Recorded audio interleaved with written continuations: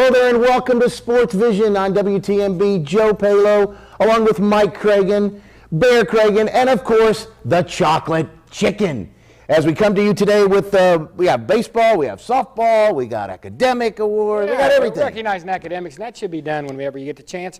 We've got a wrestling award banquet, and coaches are going to explain a little bit about the achievements of all the Bradley State Championship team. And when you got state champions, hey, you can never get too much recognition. One of the most dominant programs over the years of any high school, really anywhere. So start out, though, to get it all in. Man, you got some Bearette soft. Telling you. Got it going right here. Check it out.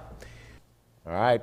Right here, Sarah Kirkpatrick would get walked for the Bearettes, and that would bring up Brittany Pierce. And Pierce here would line a single down to left field. All right. And a good shot. McKay at the plate, but wild pitch would send Pierce and Kirkpatrick on second and third now. Play at the plate would be no good. Of course, 2 runs come in. Later in the game with a runner at first, Keisha Dalton lifts one over third base. It's first and second. Here's Keisha. But the threat would end right here. Keisha with a nice pop. And that would end the threat for the Bearettes. All right, we move on now. Bottom of the very next inning, we'll see Pierce again. And she would lead off with a bunt. And she's play at first base, but she's safe. Moving on, she would steal second after being caught a little bit in the middle there, a little pickle. Look at, she's safe. She gets right there. Safe.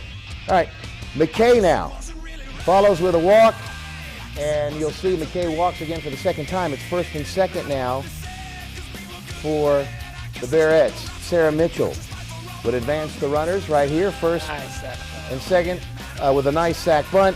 Leah Banks would get up to the plate, and she would walk for the Bearettes, taking her base, which loads them up. But watch this here. Double play, grounder right back to the pitcher. First, 1, 2, 3. Double play ends the Bearettes' best shot right there. Later on in the game, though, you'll see the Bearettes still fighting. Pierce with single. Look at her beat that out. That is hustle. Yeah. All right, McKay now would walk again. Maybe still want to beat First and second again. Both runners move up here, as you'll see. Hey, they're going to move up right on this wild pitch. But we got a ground out coming up here. And move up, and then the ground out would end the threat in the game for the Bearettes. Hudawa, the Lady Owls, would go on to win this ball game by a score of 7-2. Yeah, and at the same time, same station, other field. Yeah, actually not the same time. This was 5 o'clock. 7 o'clock. Same station. All right, Bradley, we're at the bottom first. John Kleinert with a shot down the left field line. It rolls on forever, and he'll run forever. He'll be standing up on second base with a lead-off double for the Bears. So good start to this, and this is Cumberland County, the last place team, winless team. So you think the Bears got this, right? Man, I don't know. Michael Knight, a great punch to sacrifice Kleinert to third, and almost a hit for himself. A little controversy, thought he was safe, but not counted by the umpire. Corey Davidson is going to get a base on balls. It's going to be first and third for the Bears. Jonathan Cope, got a nice word to say about him in a little bit, lifts a sac fly to center field, and that's going to get home Kleinert from third base. So the Bears will go up 1-0, but the threat would end right there. 1-0 Bears. Top of the second, Bears get out of a jam. Look at this, catching Udawa on a rundown. Nice play by Timmy Lynn. Charges the runner right there, fakes the throw. Oh, that was good. Makes him commit, not be able to commit, I should say. Take him down, Timmy. And they're going to run him down right there. They're going to come back on this next go-around and tag. Which way do I go? Which way do I go? So they get out of the inning right there on some nice speed. Bottom of the second, Timmy Lynn is going to end up getting a single to left field for the Bears. Nice shot by Timmy Lynn. Sophomore, starting this year behind the plate, doing a great job. Corey Lovelake's been hot with the bat lately. Singles to left field and left center field. There it is. Nice hit by Corey. But again, the Bears can't come up with the big hit to push the run across against lowly Cumberland County right here. Bottom of the third, John Cope is going to reach on an air. Here's John. There's the shot. Shortstop cannot quite handle it. A little too hot for him. So Cope ends up safe at first. But we got to move to the bottom of the fourth. Blake Crabtree is going to start something right here. He's going to rip one to right back at the pitcher right there. Ouch. Now watch this. Literally knocks him off his feet. We're going to show it again to you, so get ready to look. Inside left leg, just above the ankle with one down. Look at this. It's going to be boop, and knocks him off his feet. So Crabtree's safe, one down, a pickoff attempt. So Blake making the pitcher think, I'm going to try to get you. Well, it was a mistake because here's Blake. We're going to show him on first. The pitcher's going to try to pick him right here as we throw to first base. And it's a wild throw all the way into the right field, down the right field line. Crabtree, I don't know how much wheels he's got, but he's got enough to make it to third base. The wheels. Yeah, there he is. He's safe. Little motor. So the Bears try a suicide squeeze to get a run in, and here it is. Sometimes a suicide turns into suicide. He is caught. That's why they call it the suicide squeeze. Got to make contact or you don't get it. He's out. No man's land. Top of the fifth now. Tied at 1. This would typify the Bears' night as they commit 9 errors. And look at this. Runner for comes. Goes up. Look at it. Shot up the middle. Off the pitcher's glove. Off the second baseman's glove. Through the legs of the center fielder. And it's going to basically be what we call in the Little League a home run, but it's not. But it's a two-error, basically. In the park home run error. Inside the park home run, actually. I probably would have credited the guy with a single. Typified they're at 9 errors. You're not going to win with 9 errors. Take a look here at the next inning. There's a strikeout, but he would make it all the way to Kleinert, so he's going to get there. Timmy Lynn, is not safe on a strikeout in there. Kleiner's going to single to right field, so it's first and second. The Bears still got a chance, even though they're down right now pretty big. First and second, one down to Cumberland County. Here we go. Follows with a check swing. This is Corey Davis right there, check swing, and they get him at first, but they thought he was mad, okay? So he says, I blank, like I stink. But the umpire thought it was directed at the umpire. It was not. Yeah, they got a chip on their shoulder. Yep, it was a very close play. So they say they're kicking him out of the game. Well, Garen says, why are you kicking him out of the game? He said, never said nothing to you. Well, what's funny about it is the other umpire finally agrees. Yes, he was saying something himself. He was frustrated. So Garen wins the argument. But then it turns into, the other coach goes out, turns into about a 15-minute delay on whether or not Corey Davidson's out of the game. Garen does win the argument. He gets a little frustrated, second base umpire going, hey, if he was talking to you, you would have known he was talking to you. He was definitely, umpire was quite a bit off the. And Corey Davidson would not say that to the umpire. No. So bottom of the 6th, anyway, Corey stays in the game. Bottom of the 6th, base on balls lead off by Jonathan Cope. Crabtree up, he will ground to short. They get the lead runner, but Crabtree's going to get to second base at the overthrow at first. So they got the lead at the end of the double play, overthrow the next one. Taylor Vaughn now is going to bring home another Bradley run. Boy, they were having trouble getting him. As Taylor's going to hit one right down the right field line. It's going to end up being a triple. Nice shot right there. It's going to hug the line, and he's going to be able to make it all the way around the third as it gets all the way to the wall near the foul pole in right field. Vaughn with the triple, and in comes Jonathan Cope. So he will score, and there's Vaughn on third base. Brian Stafford's going to be pinch hitting. He's going to lift a long, high fly to center field. It's going to be a sacrifice fly. Crabtree would score, so the Bears climb back within 6-3. But that's the third run. Timmy Lynn now is going to follow with the base on balls. So the Bears look like they may have it going for them, but they don't get any more after that base on balls. The threat's going to end. Now we're down 7-3, bottom of 7th. Kleiner's going to start it off with a single, and it's a long single left field right there. But the Bears could do nothing more. It's going to be 9 errors, and they're going to lose to Cumberland County, who was winless. And the Bears were on top. Now Walker Valley Mustangs have taken over first place in the district. And I don't like any team whose nickname is the Jets, if you know what I'm talking about. Yeah, Miami fan. It's going to be an interesting year because Bradley and Walker Valley fighting out to win that district, and Bradley 1-1 with Walker Valley. They've swept Cleveland so far. Cleveland has yet to play Walker Valley. So some interesting stuff going on. That will be very interesting. And we're going to be right back. We got some interesting stuff for you, some academic awards to show you, and some wrestling awards. We'll be back in just a moment. What do you do when your cash is low and you need groceries? You got a cash emergency, you got a money mayday. Check into cash.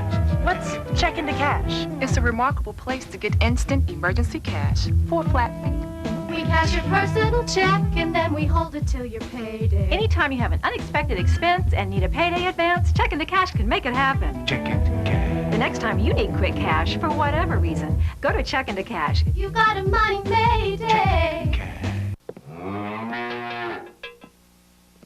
Shake that thing, miss. Can I shake that thing, miss? Can I shake that thing, miss? Can I shake that thing, yo? I know better get busy. Just shake that booty non-stop when the beat drops. Just keep swinging and shake that thing, miss.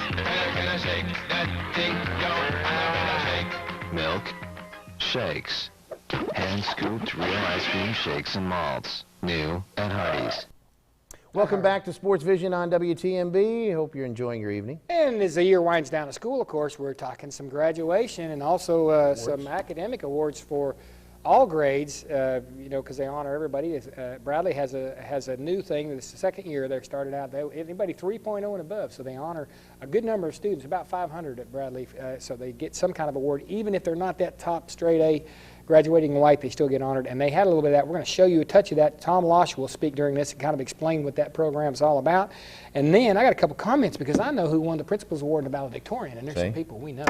So let's take a look. And when we do this, we like to honor the academic achievements. So let's take a look at what happened to Bradley just the other day.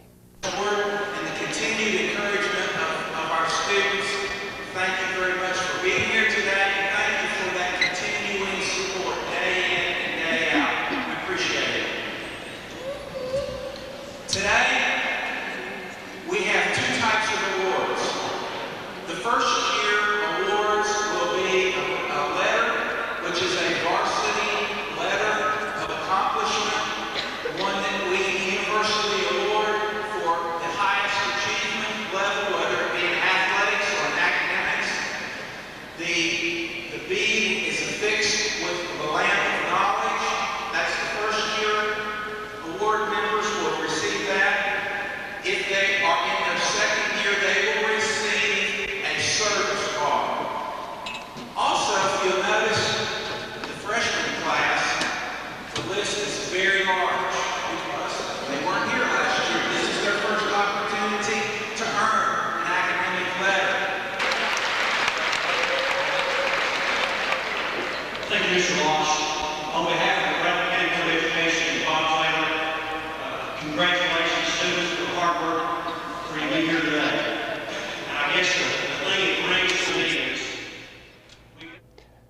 All right, as I said, they gave awards to over 500 students, and I don't know if you heard a comment there, but there were 500 parents there as well. It was really well received at 2 in the afternoon. No less. And a few grandparents here. I saw Mr. Wayne. Mr. Wayne, C. Wayne was there. Yeah. All right, we got some more things to announce. We've got a three graphics right in a row here, Joe. First of all, the Cleveland High School Quarterback Club. We told you about this last week, and it's not till April 29th, so we're going to keep reminding you. They have proceeds going to the football program. You need to go because they got silent and live auctions. Yeah. One of the things they're giving away, Larry Hill Ford, I believe, they're giving away a truck. So get there for the silent and live auction. And the good part, look at that, food. That's right. Food. $5 a person's all it is, April 29th. Attend that, and let's look at the next one. Yeah, here we go. This is the Bearettes basketball camp. It's going to be happening May 24th through the 27th. Of course, as you can see, Wednesday through Saturday, 8:30 until 12 noon, ages 6 to 15. So that covers a lot of folks. $55 per person fee. Additional family member would be $15 each. And of course, you can call Coach Brian Glazner for more info, 476-0699. That's right, and that's always a great camp to attend. And if you're a young basketball player, you better go. And I can't go without saying something to this person right here. Larry Wayne Craig, and that's what W stands for. April 22nd he was born. I'm not going to tell you what year, but his birthday number this year ends up in an 8. Your big brother? That's my big brother. Now I'm going to tell you something about that guy. You can come back to us, Mark, but he's 28. I wish he was 28. Your big brother. Years young, but he is the guy that you always see at the mall with the dog Ginger, the little Irish setter. He's had her for years. And Monday, Wednesdays, and Fridays, he can be seen just kind of going around saying hello to everybody. He's the man in a wheelchair. He's my brother, and I love him, and I want to wish him a happy birthday. Happy birthday. That's right. So now don't say that's that. You see, that's my brother. If you ever give him any, if you say Larry, are you Mike Cragen's brother? He'll probably say no. He'll deny it. He'll deny it. Yeah. Happy birthday, Larry. And we got to get on to the other stuff so we get it all in real quickly. We're going to show you some wrestling awards. It's going to be contained. The coaches are going to speak about the individual wrestlers.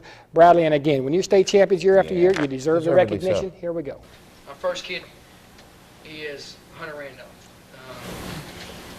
Hunter had a great year. He ended the season a little disappointed last year, was ahead, got pulled over the top. It happens.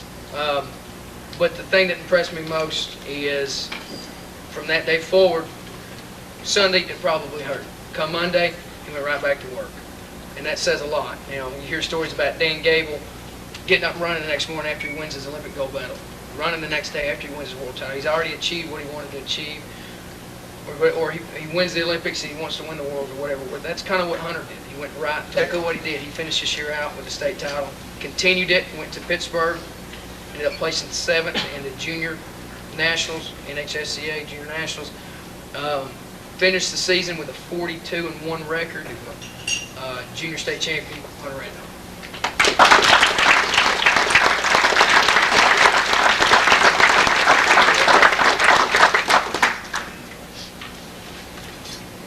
Andrew Collins. I tell you, it's been fun watching Andrew progress through these years. Well, so far this year, he's been as dedicated as anyone I've seen.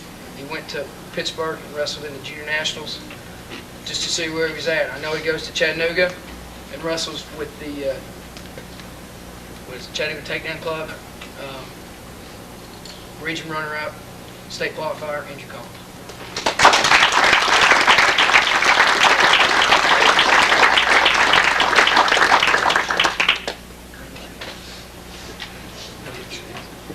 David May. Pretty fun watching this kid wrestle. You multiply that by about 3 or 4, and that's what it's like to coach him. It's a fun, such a great kid to coach, as are most of our kids. But David's looking like he's going to be a rare one. That very few coaches get a chance to coach a guy like him.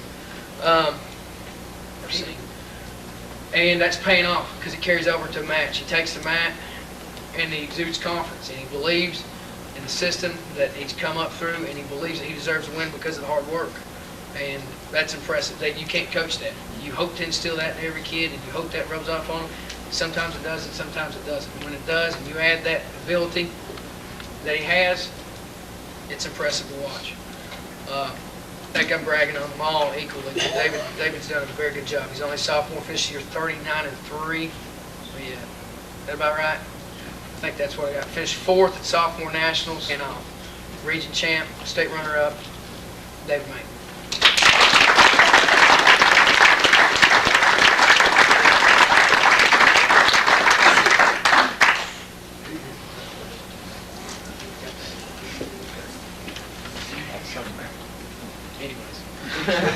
Our next, Andy Morris, our first senior we come to. It's hard to talk about Andy because there's a lot that can be said about him. But Andy had as good of a senior year as anybody I've seen. I've been around it a long time. I've seen a lot of guys click it over their senior year and make it happen, and he did this year. He peaked at the right time this year. He made it happen at state. There wasn't a good draw in that bracket.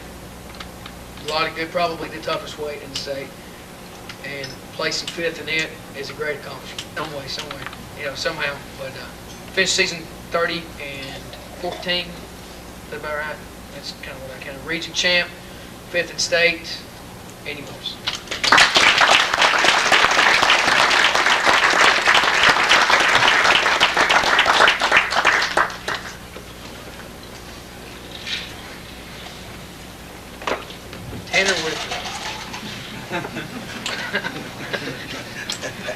Lots of you say a lot of things about Tanner Whitfield.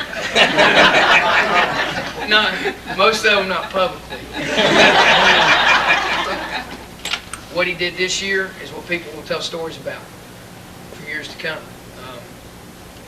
and that's the honest, the goodness truth. I mean, he will tell what he did. Decap on the side, screaming in pain. That wasn't a show. It wasn't.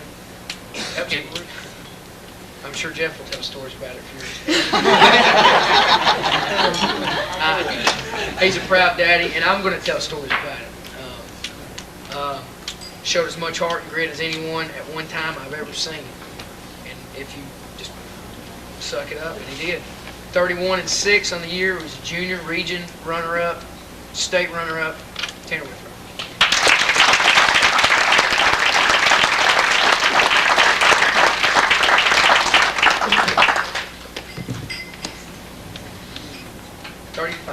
Caleb Town.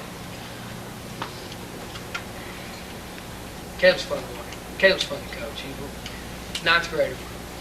Very raw. He's an experienced wrestler, but come in making a lot of mistakes, mainly because he went so hard. So coming in and starting as a freshman is a great accomplishment. 24-13, got third at region, state qualifier, freshman in Kettletown.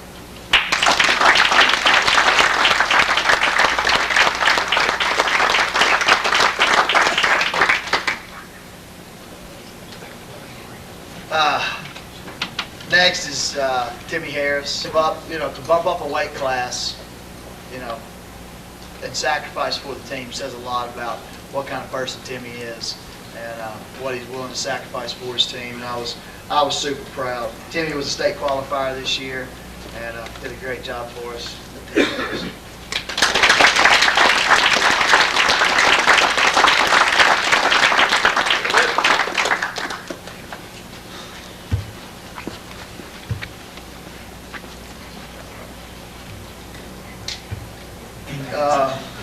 Next, Benendo, he's not here today.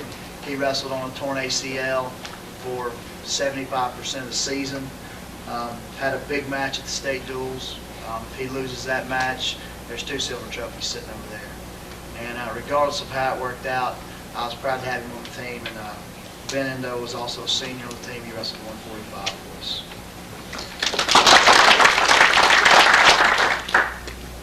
152-pounder is Justin Spade. Justin's a junior. He is a 2-time state finalist. Justin's an easy kid to coach. When somebody wants to talk to your wrestlers, I usually grab 2 kids, and Justin's usually one of them. He does both of those. You come in and watch one of our practices, you watch him and Craig wrestle, and they're going at it every day, all the time. And if it's me, or if it's Coach Smith, or whoever is out there with Justin, you better be ready to go. Some kids, you get tired, well, he's not going to come at me. In the back of your mind, I'm old, I'm tired, I think I'm going to take a break here for a minute. You can't do that with Justin because he goes hard, as hard as anybody we got in practice every day. He does the things it takes to be a good wrestler. And being in the state finals twice is no small accomplishment. There's a lot of guys that have come through this program, and it's a very short list of the ones that have been out there twice. And it's something to be very proud of. He ended up 36-2 this year. He was a state runner-up, Justin Spade.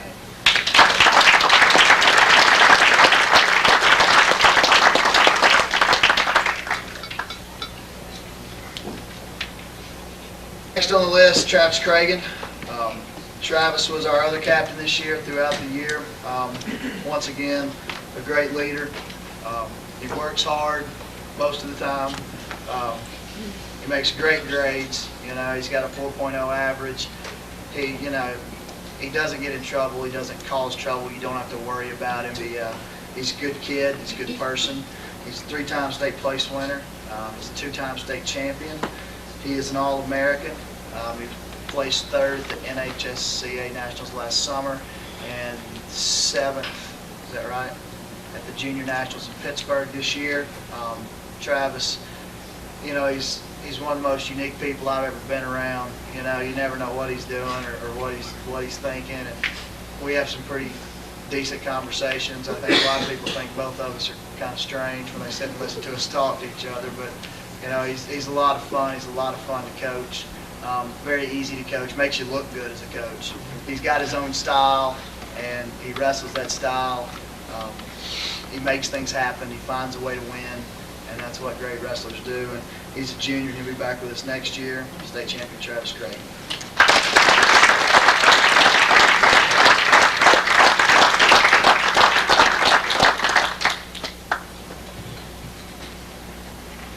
This year, Josh Eppington came back and started for us again this year.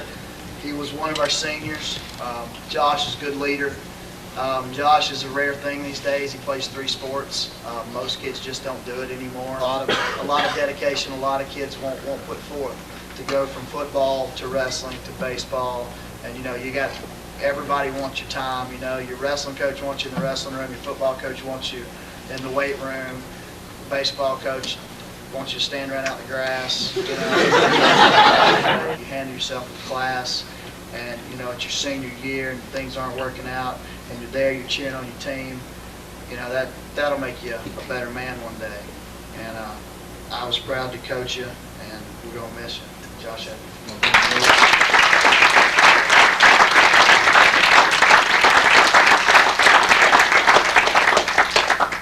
Heath Thomas. Heath is another one of those kids that's new to wrestling.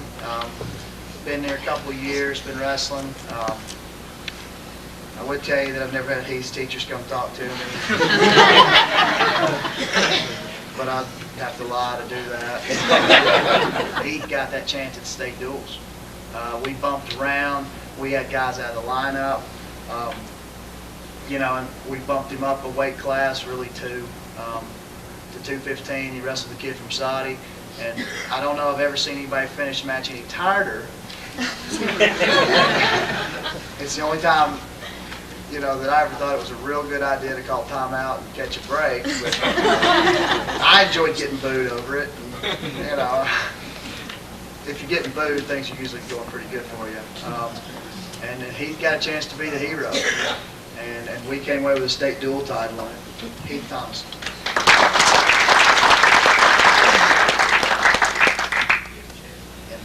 First guy I'd like to talk about, Blake Higgins. Blake is a great guy. He came out right at the beginning of the wrestling season. It's hard, and I'm really proud of Blake. He kind of reminds me a lot of myself. He's very quiet, he's well-spoken, yes sir, no sir. You know, I like the kid. I can't wait to see him come back next year. Hopefully he's going to do a little bit more, and I think he will. Blake Higgins.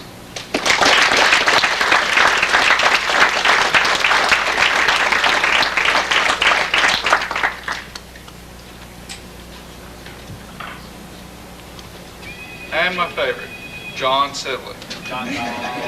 He sets his shots up. He loves to wrestle. He really hates to lose. If he loses a match, he comes in the next day, he's ready to go. Wins regional, he goes to states, you know, he's a state finalist. He wrestles a guy that's almost 40 pounds heavier than he is.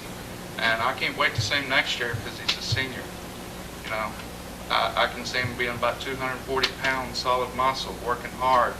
And no one's even going to be standing in his way. You know, watch out for this kid. John Sidley.